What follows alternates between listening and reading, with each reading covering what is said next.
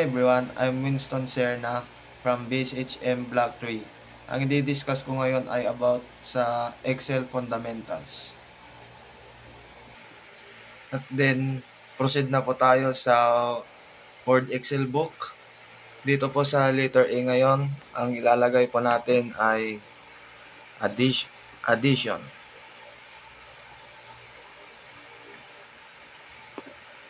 Tas, yan lang. Maglalagay tayo ng random numbers tulad nito, 33.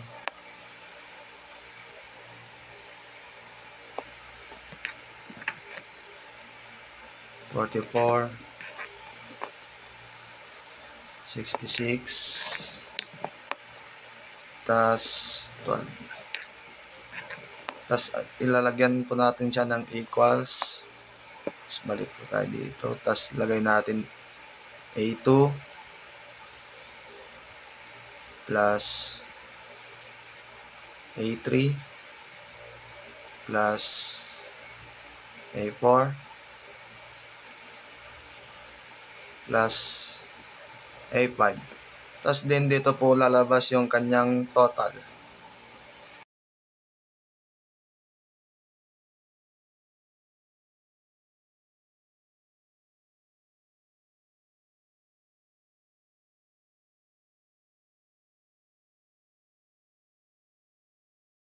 So, yun po, natapos na natin yung addition. Proceed naman tayo dito ngayon sa multiplication. Tapos, lagay natin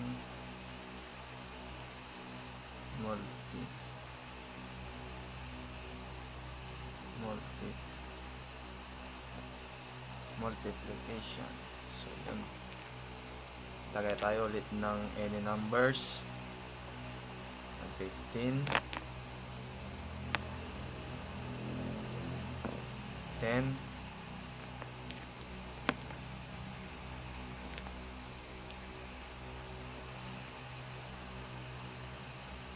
52,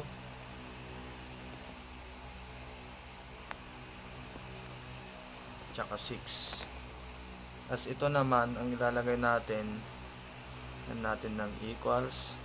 Tas nasa D na tayo. Lagay natin D2 times D3 times D4 times D5. Pag nalagay na po natin dyan, pindutin lang po natin yung check, tapos lalabas na yung kanyang total. Ito na yung kanyang total. Lagay na natin sa baba. Total niya ay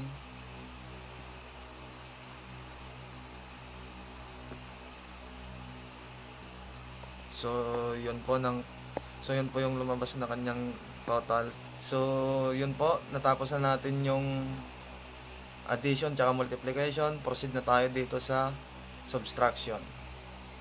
Dito naman tayo sa H, maglalagay. Lagay lang natin subtraction. Tapos maglalagay ulit tayo ng any number. 2, 28,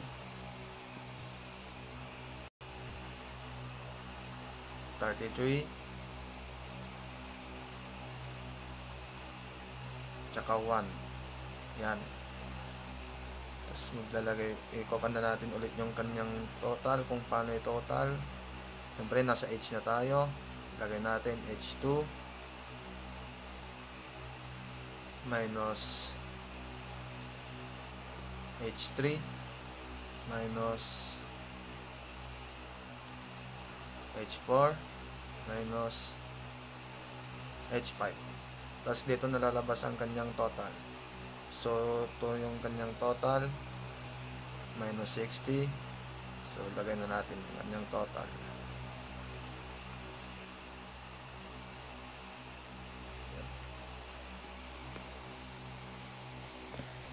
So yon, natapos na natin yung subtraction.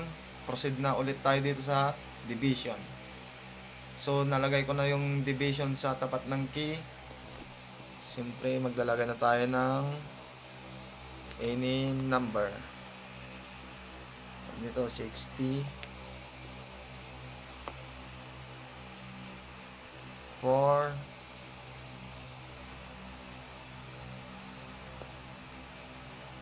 12.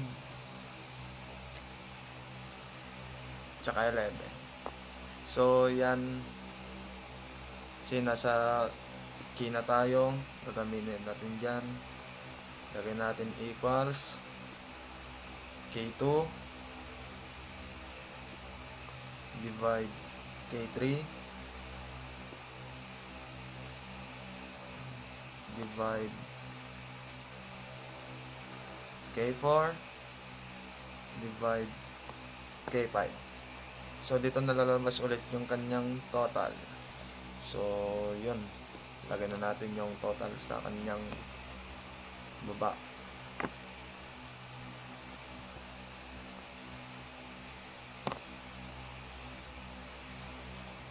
Zero 363 6364.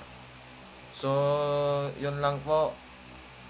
Natapos na natin ang